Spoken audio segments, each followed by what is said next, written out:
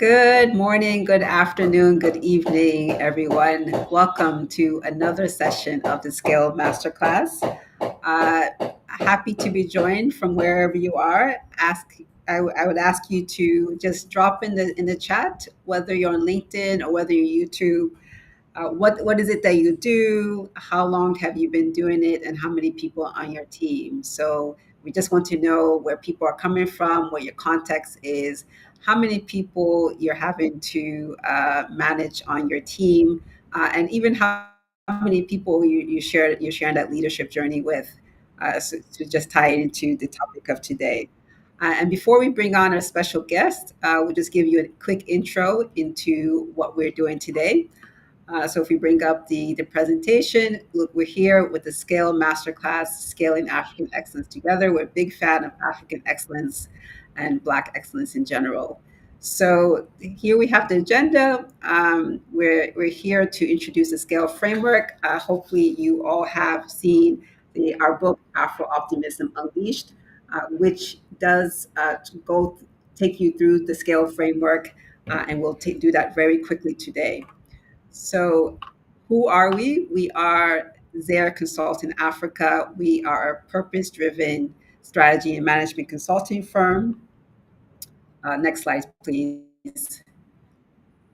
And we're here to really empower and build up the capacity of ourselves as business leaders, as champions of the future of our continent. So this is why we hold sessions like this, to really share our knowledge, share tools, and we don't have a lock on all the knowledge that's out there. So we love to bring in guests from around the continent and even globally to just share how we can do better as African entrepreneurs in building resilient, scalable businesses. And who am I? I'm a founder just like you. I've been a CEO since 2020. And before then, I was actually a strategic investor in Africa for over 3 years. And this is all accumulating after 5 years of working across 4 continents, 20 of those years spent at multinational companies. So I've been in various shoes, both on the founder's shoes, both as the CEO of a multinational and also as a strategic investor. But at the end of the day, I'm an Afro optimist. And this is the same Afro optimism that we want to bring to you. So, as you signed up for this masterclass, you would have received a link with a couple questions. Here are the statistics on those questions, those two key questions.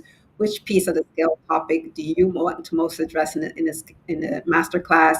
We address each of the 5 areas today. We will showcase one of the very critical areas around champion excellence and giving you some practical tips on how you can do that within your own company. So again, as we go through this, we'd love to know who is here. If you can drop your introductions in the chat box. If you tell us whether you're a business leader, are you a small business owner, are you a founder, are you a CEO? What is it that you do? How many people on your team? How long have you been doing it? Just keep it going so that we have that information. This scale framework, SCALE, each of these 5 letters cover a different area. It's covered in the book. It's a 5-step roadmap to really turn your business visions into reality. So it's not enough to have dreams, but how do you actually implement those dreams? And so if you look at each of the areas of the scale framework, next slide, please. We have strategize your vision. Then we go into champion excellence, accelerating exceptional leadership, leveraging governance, and expanding your impact. And so each of those 5 areas we do dive into in various chapters of Afro Optimism Unleashed. Today, we will focus on champion excellence. And with that, we want to bring on our special guest today. Her name is Sarah Fitzmaurice. Sarah is the co-founder and director of Executives in Africa. And Sarah and I go way back. If we can bring Sarah on stage, please. Sarah and I go way back. We were just talking about it to almost a decade ago. I was still based in Istanbul at the time. I had just had a baby, my second of my 2 sons, and I had been very eager to go back to the continent. I was executive in Europe, in Turkey, but had that lifelong dream of coming back to Africa. Executives in Africa reached out at the time with an interesting CEO role in Nigeria. And that started a decade of relationship and laughs and fun. I think I've met Sarah in at least two, three different countries, I was going to and say, never in the UK, never in the no, UK, no, no, actually, no. but Always somewhere in Africa. somewhere in Africa. And so I'm very, very happy, Sarah, to have you with us today. Oh, it's my pleasure. It's my pleasure, and delight to I've always been a huge fan of what you do, Adeolu. For those of you that are working with her, she's brilliant. So, I'm really excited to be part of this, and I can assure you, she's put some challenging questions to me. So I've really had to think about them. This is not like just turning up. She's like, so I'm looking forward to it. Yeah, so the exam begins now, Sarah. You ready? Yes. No, but I'm sure our audience is ready. This is the topic. How do we find the right people? In fact, I just came from a lunch meeting where someone asked me that same question. How do you find people in Africa? And so this talent gap that we hear about all the time, I turn it around and call it a hiring gap. The people are there, obviously, Definitely. whether they're on the continent or whether in the diaspora, people like me have come back and are eager to come back. So, what in your experience? I mean, Sarah, you've been doing this for 3 decades plus, and you've been working with us as Africans for almost 2 decades. So, what is that misconception? And this misconception is there, and it's costly, and companies are losing money. So, what's the single biggest, most costly misconception when us as African founders are looking for top talent? And after 3 decades, you have stories. We want to hear stories about, of course, no names, no companies. We don't want to Yeah. point any fingers, but where when you were able to come in and help them to reframe that search, then they were Mm. actually able to find a surprising hire because we are Yeah. there. Yeah, Please. yeah.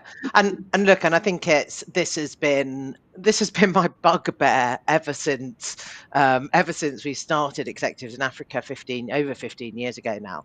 And and I remember going to conferences, and I still go to conferences, and there's this common misconception that there's no talent out there. And it's not about there isn't the talent out there. It's just it's really hard to find. It's hard to find, especially the good talent, because hiring good talent is difficult. The reason being, the best talent isn't generally, in most instances, isn't actively looking for a job. I know Mhm. we met and I reached out, and actually you were starting to think about it, but you probably weren't quite at that stage where you were actually actively looking at job description, job adverts and things like that. Um, so I think one of the biggest things, sort of, I guess, messages I would really like to land is the best talent is not actively looking for a job. It's in jobs. The best sales leaders are in jobs. They're doing really well. Mhm. They're retained by their companies because they're doing really well. No one wants to lose their best leaders, and they're Yep. not actively looking for a job. Also, it's really, it's hard. It's hard work looking for a job. It takes time. It takes effort. Most of us don't have a load of free time, and it's also uncomfortable moving jobs. So there is a degree of, it's most comfortable to stay in your job. So it's not about talent isn't there. It's about how do you access this passive talent that Mhm. is not active in the market. It's not actively looking at job postings on LinkedIn and that sort of thing. And I think if we look at misconceptions around this, I think the biggest, and it's a slightly different misconception about about whether it's there or not. The misconception we get from founders is that they think it is faster and cheaper to do it by themselves, which Mm. usually means briefing their HR contact, on a critical hire role, who probably is then going to maybe reach out to a few people on LinkedIn directly. People don't tend to like direct approaches because of the candidate confidentiality. If somebody reaches out to me directly, they'd rather work with a third party. That causes an issue in the first place. And they're also, they've got a lot of other things to do. Your HR director or HR manager, head of recruitment, whoever it is, has got a lot of jobs that they're trying to sort out as you're growing your company, and they just simply don't have time to do it. So, and I remember I was doing I did a similar sort of session like this before the Africa Tech Summit last year, I think it was, and I was talking to a client who'd been working in a Series B business. So they were quite, Mhm. they were reasonable size. They were very much in that growth stage, and they had a vacancy for a head of engineering.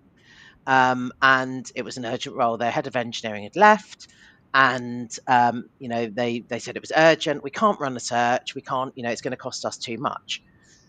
And I'm going to listen very carefully, those of you listening live, because I'm going to throw a question out there in a minute. And I asked, I asked him if he could put into financial terms how much it costs a company to have a gap in that critical position, head of engineering, product a tech company, and Mhm. how much it costs the company at the time. And they didn't have somebody in place for 3 months. Actually, it was a chief technology officer, not head of engineering, so a little bit more senior. Mhm. They had a junior engineering person in place, but they didn't have anyone step up into that head of engineering role. So fingers on the buzzers if anyone wants to take a guess at how much it cost that client not to have it. When bearing in mind, just going to put a bit of context, they think it's faster and cheaper to do it themselves. Any Okay. guesses? Any guesses? Yeah. Can't see them. What Okay. do you want to guess, Adeolu? Go on, Let's guess do how the much it cost. currency. Let's start with currency. Which currency are Let's we do talking dollars. about? Let's go. Let's $2. just do a Okay. dollar So fastest cost. fingers. Three Fastest fingers, guys. months. Fastest 3 months. fingers. Uh, Dollars. I'm gonna say 200K. $5 million. Gosh, Five.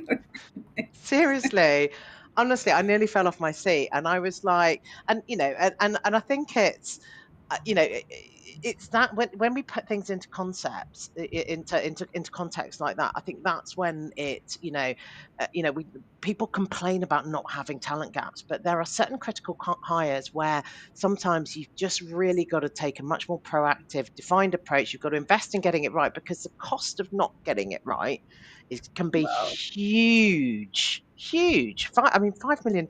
Honestly, I was like, you are I, kidding me. I don't know many large companies that can swallow that kind of cost. No, I 5 million know. is a And this hefty is, chunk. Series B, and it's that they're at a critical growth stage. It's potentially loss of market position. They're in a competitive Mhm. market where they're competing against similar companies to get ahead of the game. So yeah, absolutely crazy. So but there's definitely there's talent out there, and it's about, I think it's about not panicking, not thinking that you can. Look, there are some roles that are really straightforward to hire, Mhm. to hire directly, and and I would be the first person to say, if you can hire a role directly through your own routes, through LinkedIn, through your own internal sources, it's the quickest, cheapest way of doing it. But Mhm. there are times as a founder, really, really important to not make that assumption that it is the quickest and cheapest way, because sometimes it can be a really costly mistake to wait. Okay, so who's willing? Raise your hand to lose $5 million because you didn't bring in the right help and you thought you could do it yourself.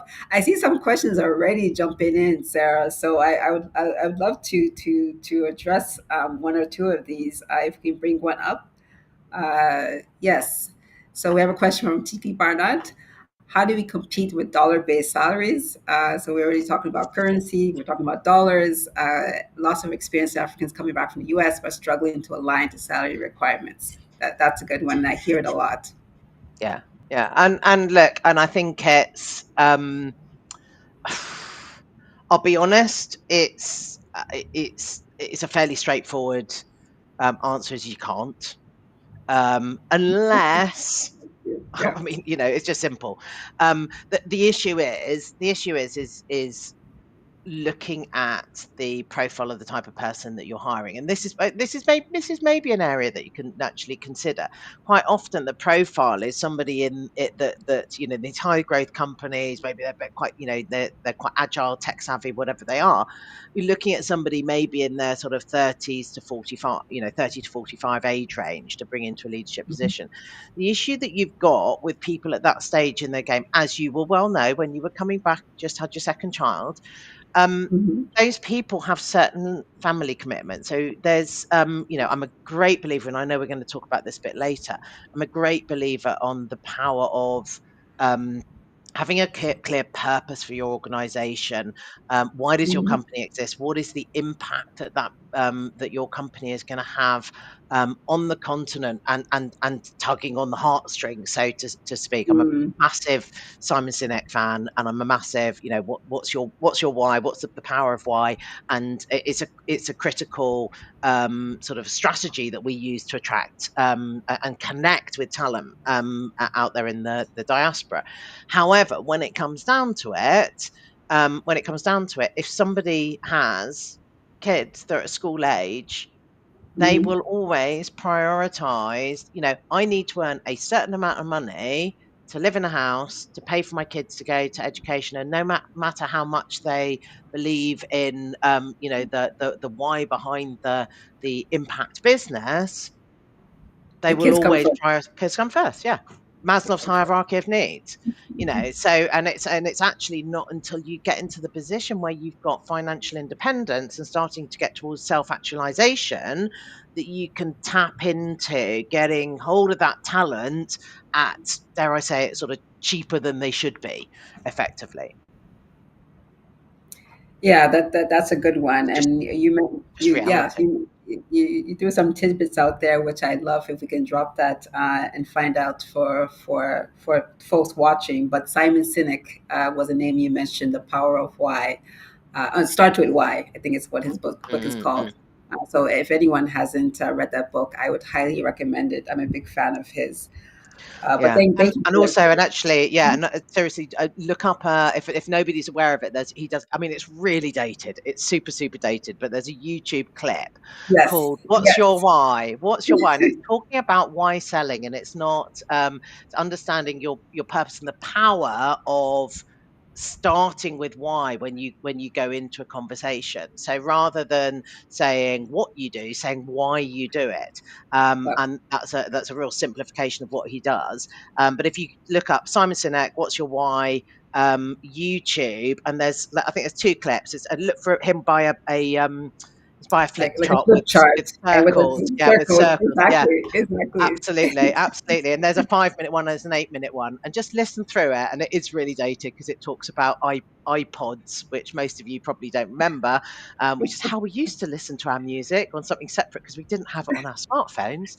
And he talks about iPods and things like that. But he talks, it's you just listen to it and you go, oh, It's brilliant, still so relevant. So love if it. we're not able to drop it during this speak out, we'll drop it afterwards. I saw another question come up, and seems that people are really eager. The $5 million price tag got people curious. So how do you even Sorry. calculate that? I'm also curious. How do you even calculate that potential loss? How do you put a 5 million price tag on that? Well, look, I think it is really really difficult, and I'll have to go back to Greg and find out how he actually calculated that, because he obviously went through the calculation. And I think also something I'll send through to you, Adeolu. I think we did. There was a there's an article that we put on our website. It was quite a few years ago, but that a founder wrote, and it was after he'd built his business and he'd made a number of wrong hires, and at the point he'd sort of finished making his wrong hires, he then met me and he sat there and he said, I really wish I'd met you before I'd made all these wrong hires. And I said, look, that's, look, he said, you could have saved me so much money. And I said, well, talk me through that for your business. And I think this was a logistics business. I think it Mm, was, as in, leasing, vehicle leasing, small vehicle okay. leasing business, Hmm. and East Africa. And he actually wrote an article and broke it all down. So off the top of my head, I don't know, but I can send you a link. I'll send you a link to the article where he was saying within a small company, and I think this situation was probably fairly extreme because it was e-commerce, highly competitive, critical product position that was making them fall behind. So there's loss of market, which comes into Mm. it. Not to go into sort of other sort of mistakes and things like that. But his article really breaks it down into the cost of a wrong hire in particular, which is really interesting. He averaged it out at about 600,000 US dollars for a A cost of a month wrong senior. No, or like total cost. total cost? Yeah, Okay. total Mhm. cost of getting a sort of a senior management role, so a CFO role or a sales leadership role or something like that. Total cost of that, getting that wrong. This is a bit that we sort of forget about. One of the other examples I'll probably talk about a little bit later is a, a VP sales role that we are we're going to be working on, um, and they're having to replace their sales position. And actually, because they got the hire wrong first time round, and it wasn't an executives in Africa hire. I just hasten to add, Mm. because they got the hire wrong first time round, the company nearly went bust. It had Wow. such a financial impact. The company nearly went bust. Um, so I can tell you about that now. Or I can tell you about it a bit later if you want. No, tell us about it. We're not now. You've got us hooked. We want to know what happened. So it was because I think you were going to ask about hiring the wrong fit and looking at Yeah. paper pedigree versus real world performance. Yes. And I think you said I think the question that you'd sort of written down is where have you got it categorically wrong or drastically wrong? And I was like, Adeolu, I don't I get never things got it wrong. I'm drastically always right. wrong. I'm always What are you? right. I'm not saying I'm certainly not saying I'm perfect, but actually, interestingly, the reason the point at which companies come to us is the point at which they've quite often got it drastically wrong. They're in Drastically wrong. crisis. Mm. They're in crisis. As I said to you earlier, if you can hire directly through your own, internal processes, systems, absolutely go ahead and do it. We're an external professional search firm. You don't hire an external legal search firm or accountancy firm to do things that you can do within. You give them the bits that you can't do. So clients only tend to come to us when they're at that point of crisis and sort of everything's gone a little bit wrong. And the person that they had hired into this role, so this is a tech-enabled high-growth business, probably Series A level, to give you an idea. um, East Africa, and the on paper the person that they hired looked, because I've looked back at their profile and it's like let me Mhm. just have a look and see if there's any obvious red flags here. Um, Multinational pharmaceutical and FMCG background, so I work with big names, big global names, stable career path, look absolutely great. Lots of big numbers in terms of sales results and facts and figures on there. Good leadership qualification from a great school, um, and he failed. Oh, he had Pan African experience. He had Oh, and even he had even had EMEA Pan African experience. experience. Yeah, Okay, Pan that must African have been the biggest experience. issue, trying to take the Yeah, West into the. Yeah, yeah, okay. so it had a Yeah. combination. Actually, well, this actually was an African. Um, this was interestingly a South African. So I mentioned that mainly because South Africa, I do think, creates a different market because it is far more advanced in many ways than a lot of the sub-Saharan Africa ones. So he was South African, but with Pan African experience. He even had actually EMEA experience, and he failed. And the reason that it didn't work was he was very, very good at the strategy, Hmm. and understanding, looking at the situation, understanding the challenge, and creating and building the strategy. The problem was when it came to implementation Yeah, and that's being hands on. Yeah, it's like, yeah, we've seen this before. We've all seen this before. yes. And and the issues of the reality was that this person was not prepared. We all hear it. I want someone that's prepared to Roll up the roll their sleeves. sleeves up. Yes, They've got to be, yes. and it's really, that the context, but understanding the real world context and what's going on out in the market and out in the specific market, because they're completely different. You can't go to Mhm, market in Kenya the same way as you can in Nigeria, but to be able to want to demonstrate that you can go to market and understand the realities of what is happening out there, listen to the team on the ground, take feedback from the sales to understand what's going wrong. And this mhm, this leader hadn't done that, and the result was that, basically, without sort of giving away too much, it did have a major financial impact with regards to cash flow, which mhm, then really caused issues, and cash flows in high growth companies is really, really difficult. We've got a sales leader going out and selling, but they're not. I always say a sale isn't closed until you've actually got the invoice paid. So mm, so the issue was that they weren't out there in the market.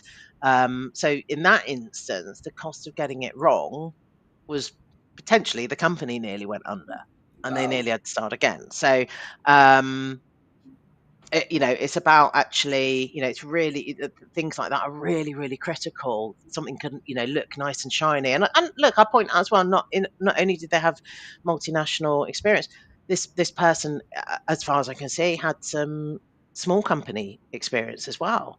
There was a So they disconnect there. I they know, really look perfect. honestly. Yeah, I Yeah. mean, honestly, it's. uh, but there was a disconnect there, and I think and I think this is the hardest thing about, one of the things I love about what we do is when people come to us, something has gone wrong, and it's getting past we want this and this. It's like, okay, what is going to be difficult about achieving what needs to be achieved in your business, and it's until you really get down to what it looks like. What does it look like if that leader is out there in the market? What do you want to see and hear them doing that is going to give you comfort that Mm, actually they're doing a good job? um and that's actually the hardest bit, is actually moving from the job description, nice shiny job description, to the realities of what the job requires and what is going to be difficult about actually doing that job in practice, which then yeah. comes to what I know, a great favorite of yours, I problem solving. yes, I was What a Sarah, you set me segue. up. So that was a very perfect Oh, segue to my next question. And as we take this next question, we should also take a question from that I saw pop up from Tiki again. But we had great on paper, looked perfect for the job, so had like the best CV ever. But it's not always about skills, right? Or it's not always about technical skills, technical in a broader sense, but those quote unquote soft skills that are not so yeah. soft. So, what is that soft signal? I know that it's not the same for every company. You said it yourself that you have to really talk to them, find out what it is that is really going to drive performance for them. But if you could just generalize and sort of also take Tiki's question, where again we're talking about the CV, where the job hopping, et cetera, over the last three jobs. But still, maybe they have that signal, that soft signal that tells you they will still be fabulous for this role. What would be that in your view? Okay, so I think, probably, just to frame this first and foremost, I think it's important to remember that founders generally, and entrepreneurs, and people that are building businesses generally, are not interviewers. and that Mm-hmm. presents a really difficult challenge up front. And Mm-hmm. even your HR person within your business is Mm-hmm. not an interviewer. Mm-hmm. Without sort of wanting to completely age myself here, I've been in recruitment, started off in financial recruitment since 1994, which is over 30 years. I dread to think how many people I have interviewed in my lifetime, and just even since in the last 15 years as a business, executives in Africa have we've run over 1,000 searches, and I've probably had a hand in about maybe about 250, 300 of those directly. So, I literally, can at times I can interview 10, 15 people in a week. So, I do it day in, day out. So there's certain things that you learn as you go along. Now, great, good for you, Sarah. That doesn't help my founders out here. What do they look for? Um, I think probably is there a particular soft sort of indicator that you can look for? No, I think first and foremost, I would say really really critical to actually properly prepare for interviewing. Take hiring seriously. Mm-hmm. Um, how many people have you seen going into an interview for a CFO, critical hire like a CFO or something, and they're like 5 minutes before, where's the CV? Where's who is this person? Scrabbling around and haven't prepared. So number one, take it seriously. This is a massive investment. If you get it wrong, you know, Mm-hmm. read the article we've got. It's going to cost you. Let's just put a number on it, 500,000. Okay, so think if I make the wrong decision in this interview, it's going to cost me 500,000. So you know if you thought about that before every interview you did, you would probably at least spend 15 minutes reading their CV, going through, looking through, how quickly have they moved from jobs? Are there any sort of jobs that don't seem to make sense? Why are they moved from this? This doesn't, they've sort of gone backwards in their career there. That doesn't make sense. Little red flags that you want to pick up on. So number one, I would say is prepare. Um, Number two, and this goes before the preparing for the interview actually, take time with your senior management team to work out what are the critical elements that is going to deliver success in this role. So the classic sort of Mm-hmm. 80-20 rule, and somebody actually asked Mm-hmm. me, well, where's the 80-20 rule come from? I don't know, but everybody's like Everyone 20% has of a the reason for you. skills deliver 80% of the results, and so Mm-hmm. don't ask me where that comes from, but let's take that. So there's usually within your job description, there's usually sort of 3 or 4 areas that actually, if somebody is doing those elements really really really well, then they're going to deliver success. Okay, so plan in terms of where are the areas we want to focus on. So don't just sit in an interview and say, "Talk me through your career," and blah blah blah. Mm-hmm. You get an hour. You get an hour to work out if this person is worth hiring into a critical role into your job. Maybe 2 hours, 2 3 hours if you do multiple hires. So you need to plan around and not just give them free reign to talk for 20 minutes. So ask some specific, be clear of the areas that you want to dig into and that you understand, um, Mm-hmm. and prepare sort of what we know as competency-based interviewing questions around there. So you want to take them out of their comfort zone. So rather than allowing them to talk through their CV, I can ask anyone to talk through their CV and explain various different parts of their CV, and everyone can do it because they are, everyone can talk through their career. They're used to doing it. They rattle it off, and it probably comes out the same each time. What you want to do in order to get to the underneath whether somebody is really capable of doing a job is to take them out of their comfort zone and ask them some questions that are actually going to really stretch them, and Mm-hmm. so situational questions. Mm-hmm. So in our process that we run, we actually run two interviews on all the candidates that we're shortlisting. The first one is, we call it an evidential interview, so it's looking for specific evidence of core fit to the role, facts and figures, dimensions of the role. Can they run the sort of like large enough role, any sort of red flags around that sort of area. And the second one is more competency based, and we design case studies and sort of example situations. Give me an example where I don't know. Let's say you one of the leadership challenges that is critical to turn around is going to be that you've got a demotivated team, for example. So Mm. actually, give me an example of where you've had this situation and going into it deep, deep, deep, deep. But most people don't go deep enough. They Okay. get so far and then they just you've got to dig really down. Okay, but okay, tell me about one person. Who is like, and I always say always go for the hardest. What was who was the hardest person to convince? We can all do that. Anyone can turn around and say, "Oh, tell me a situation where you had a demotivated member of staff and you turn them around." Somebody will be able to come up with an example where they've done that. Okay, but it doesn't mean it's their typical behavior.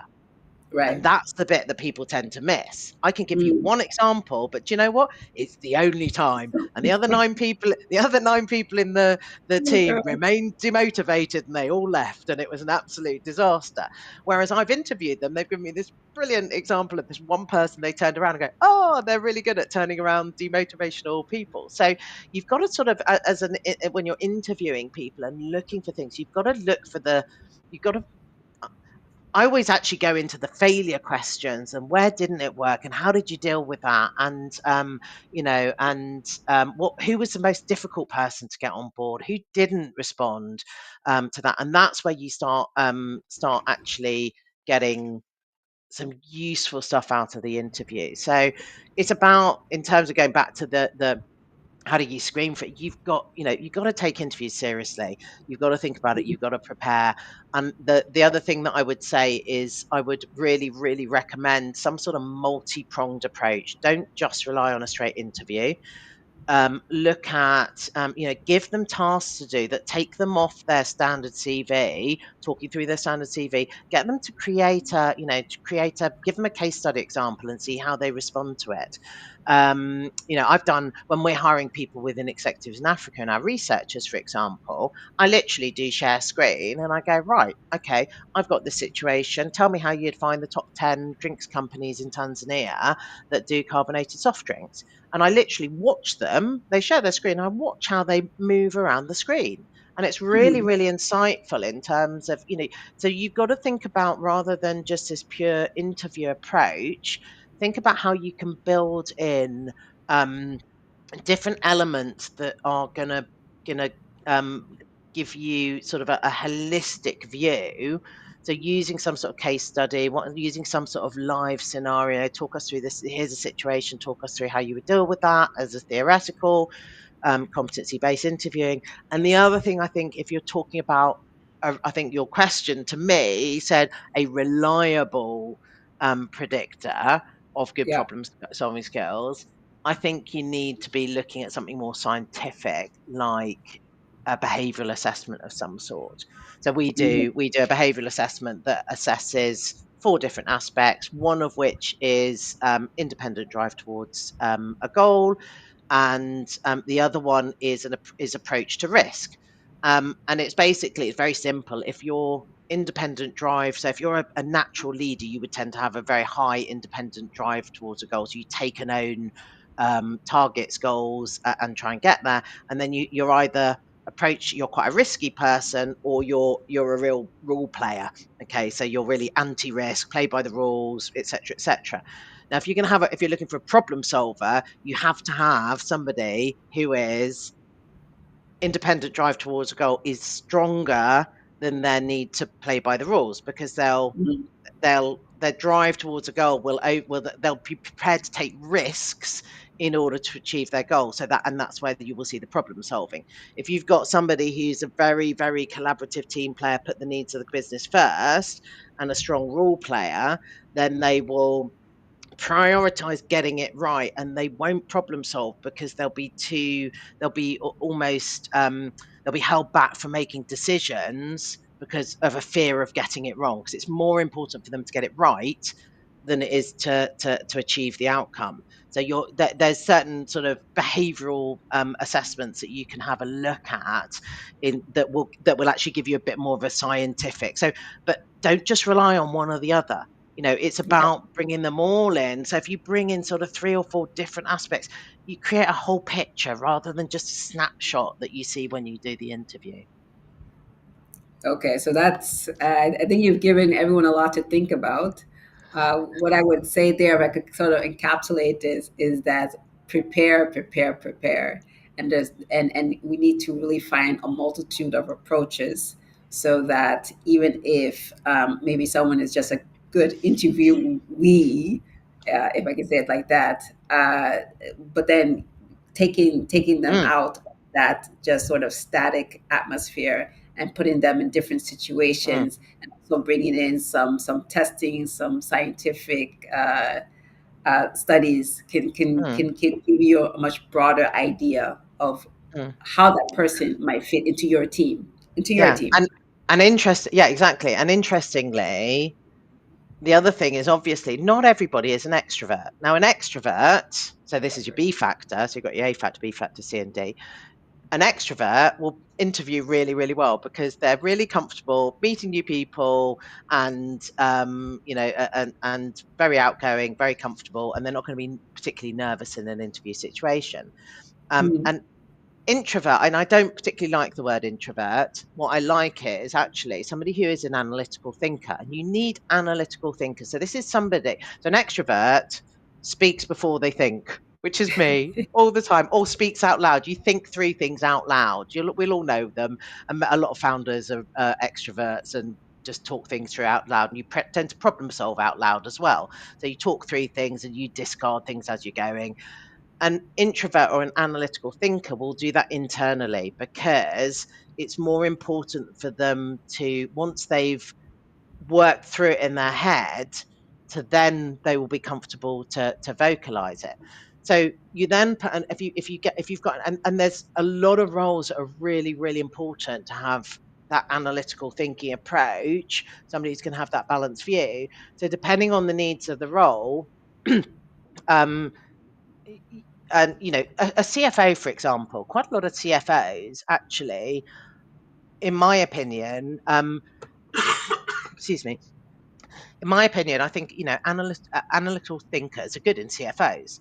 So somebody that is going to be going around to the leaders, asking lots of questions, listening a lot. I'm rubbish at listening. But listening a lot, taking it on board, gathering it all in, taking it away, reflecting on it and thinking on it, processing it, and then making their sort of solution to that. But an analytical thinker is not going to interview as well as an extrovert CFO. So if you interview 2 CFOs and one's an extrovert and one's an introvert, you will naturally warm to the extrovert more, but it doesn't mean mm, they're the right person for the job. yeah, yeah. So I I completely I you've got to be completely hear you. really. Oh, and then Yeah. and don't even start me on salespeople. What are salespeople good at doing? Selling. Okay, so if you've anybody that is in sales, is going to be good at selling themselves. Okay, so Yes. salespeople are really, even even I, people that have done lots of interviewing, salespeople are really hard to interview because they that's what they do for a living. They That's what sell they do. themselves. They sell And services. They exactly. sell products. So you've got to be really, really clever when you're interviewing salespeople. Wow. So I see from Precious, he's mentioning that you're giving folks a lot to think about, and as you're thinking, we want to bring some of that before we go to Tiki's next point. We want to bring some of that out. We want to hear. So thank you, Tiki, for already breaking the ice. So we talked a lot about what a company needs to do. Sarah's given us a lot to chew on, but we also want to hear from you. So, what are your biggest worries? What are your biggest fears when hiring C-suite leaders? Is it losing $5 million? Is that your biggest, or is it something else? So please, just drop. I see there are a number of comments already popping into the chat box, but please drop your biggest worries. We want to. This is a safe space. And Sarah's here as an expert. You hear she's been doing this since 1994. So I think Well, that don't rub it that's in. a little bit of information that we have here today. Okay, good. So happy to take Tiki your next question or another question, even as we go pop in into to our next one. So here we have love this conversation is so real and insights are so great. A real challenge and executives that interview so well and so good in the public space, strong voice, love the limelight. But when it comes to pulling up sleeves to get the job done, missing in action, a real value as a voice for the brand, but how to address the delivery. Does one change the job specification? I don't know. I'll just give you a moment So to read all that. So, okay, I you got it. think it. Yeah, yeah, I've got it. I've got it. Um, it's not about.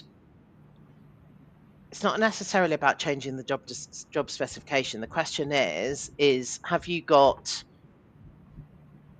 what are the what is the 20% that's going to deliver 80% of the results?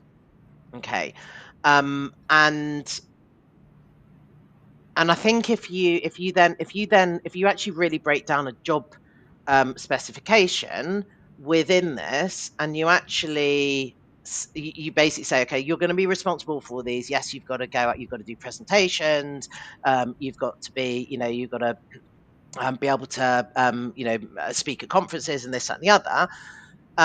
But actually, within that 20% that's going to deliver 80% of the results is this rolling up the sleeves to get the job done. This is somebody that's got to be out there in the field and and doing it, noticing things, reacting, problem solving, spotting things, and and questioning, curious out in the field, wanting to know, Mm, what is the voice of the customer, and are we addressing this as as a business? And I think there's two aspects to that. Is number one, um, build questions around that.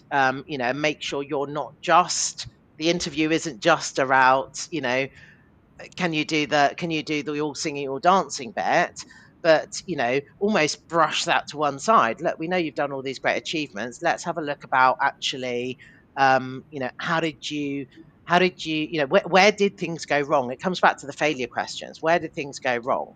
Um, where did things go wrong? Where were you built this sales pipeline, the sales process, whatever it might be. You've implemented it, you've trained all your guys, are out in the market, but the sales are not coming. What did you actually do about that? And what you want to be hearing is that somebody's actually gone out into the field and walked around and worked with and listened to the conversations that are happening, and actually problem solving right down at the granular level. What you don't want to hear, I would imagine, is that, well, I pull everybody into the office and I, interview. That's disconnected. So I think that, do you change the job specification or not, I think comes down to whether that need to be hands on is part of that 20% that's delivering the 80% of the results. exactly. Exactly. Because it could be that actually being this voice of the brand and being out there and being visible is actually the Yeah, 20%. yeah, And then you should leave them alone about yeah. whether they're able Or, to or look at a pull off the different, or look at a different solution. Look at a different solution to, okay, so this is the main thing that we need in this role, but we still need to address that out in the field. So how are we going to plug that gap within the organization? I always say, yeah. look at when you're growing a business, you're basically, I try and put job descriptions to one side, because I Mm, basically say, right, where's a company now? Where do you want to get to? And what needs to happen in order to get from here to here? Okay, so mm, by hiring this person, what will they need to do in order to, what is their contribution to getting you from here to here? Um, and that's what I use as my job specification, mm, as opposed to, necessarily a list of responsibilities. You've got to look at it in the in terms of, what are the needs, and what is this role going to bring into the company that's going to allow you to get from here to here, and what is going to be difficult about achieving that. So the person that's got to come in and has got to, let's just say, expand to 2 new locations outside of Kenya, because you're in Kenya and they've got to expand to 2 new locations.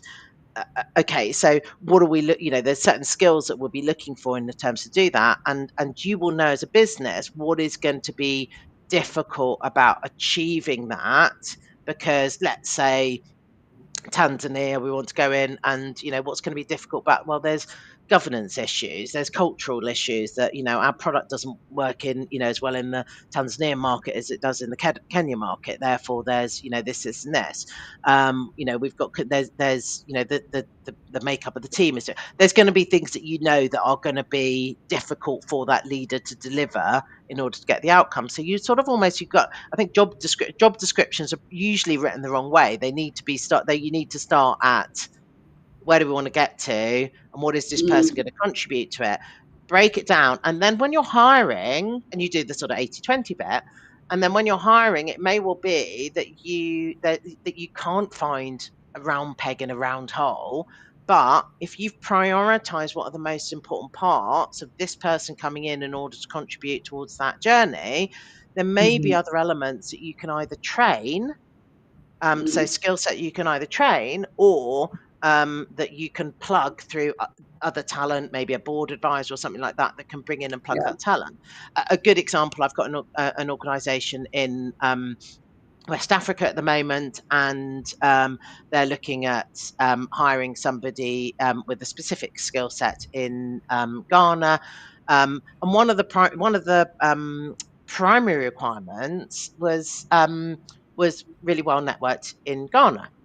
Um, but actually, because of the certain specifications of the role that they're looking for, it was really hard to find everything that they got. And actually, my question back to them was what's most important? Is it the leadership and the financial acumen and the ability to grow a track record, or is it actually having those relationships now?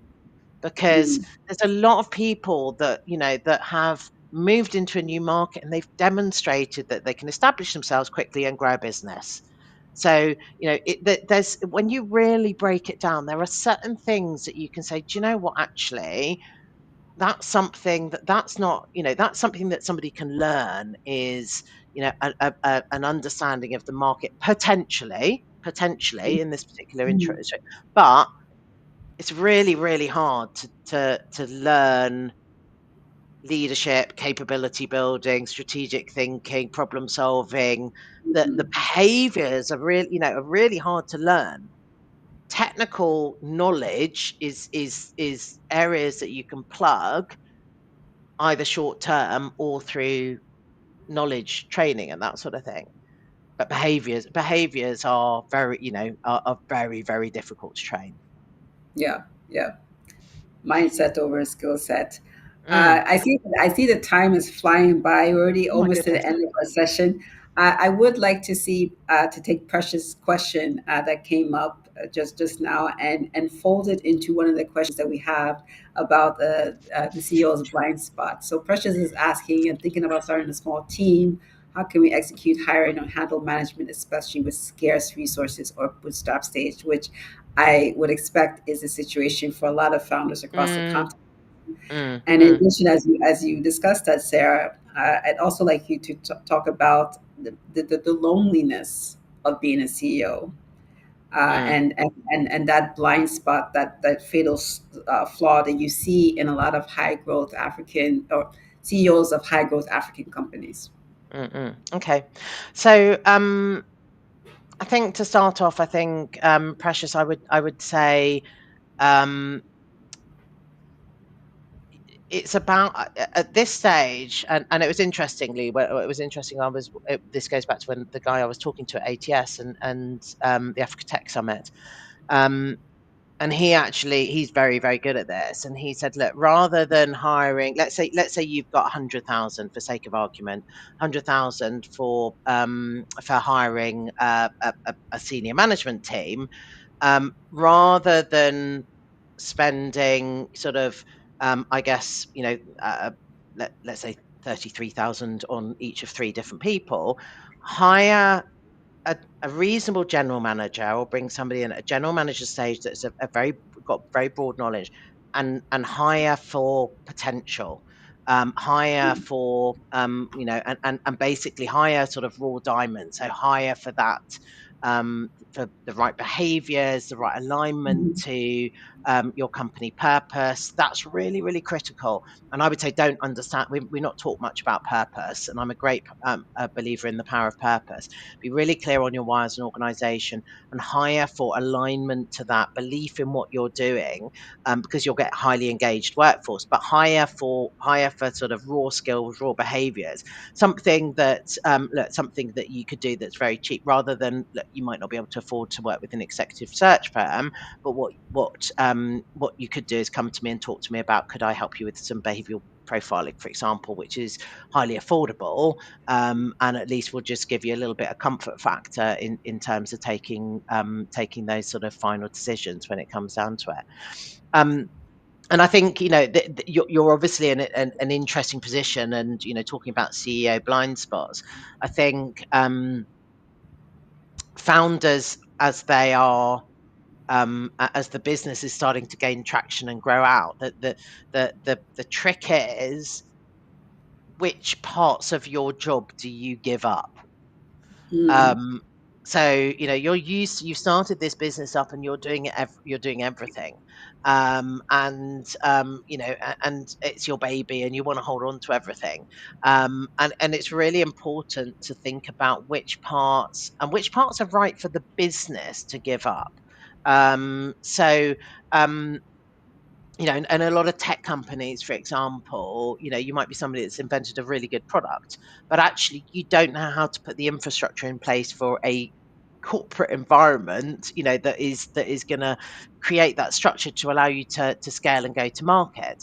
Mhm. Um, you might be, you might be a great face of the business and really strong at fundraising. So I think I think the key thing is to work out which is the important role for you to hold on to, and which roles to hire people that you can trust. And coming to that, I would say, it's and when you talk about, it can be really lonely as a CEO. um, I would highly, highly recommend against hiring people into key roles. It's really Mm. important if you're looking to hire, let's say, and it tends to happen in finance in particular, finance and operations. Oh, I know this person. I can bring them in, and they can, I'm going to give them this responsibility because I trust them. I'm hiring this person because I trust them, Mhm. and we hear that a lot. We hear that a lot, and I would say, I would really caution against that. I would, if you're any hiring role that is critical to your business growth, I would always go through some sort of interview process, some sort of, going out into the market, identifying a selection of candidates to be considered, designing a some sort of assessment sort of process, involving interviewing, involving a case study, involving maybe a little bit of a walk around the market and seeing how they interact all around your offices or whatever it might be. So design all these things and put the person that through exactly the same process. And if they come out as the best person for the job, appoint them. But don't Mm. just appoint them without looking elsewhere. I always say, do your due diligence, especially these early hires.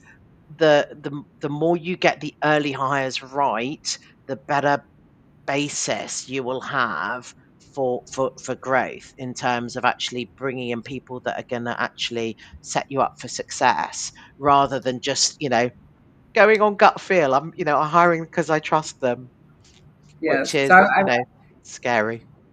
do your due diligence before hiring. I think that's a great Yeah, place to there we go. pause. Sarah, it's been excellent. I see people already saying they're going to rewatch this session because you just gave them so much to think about.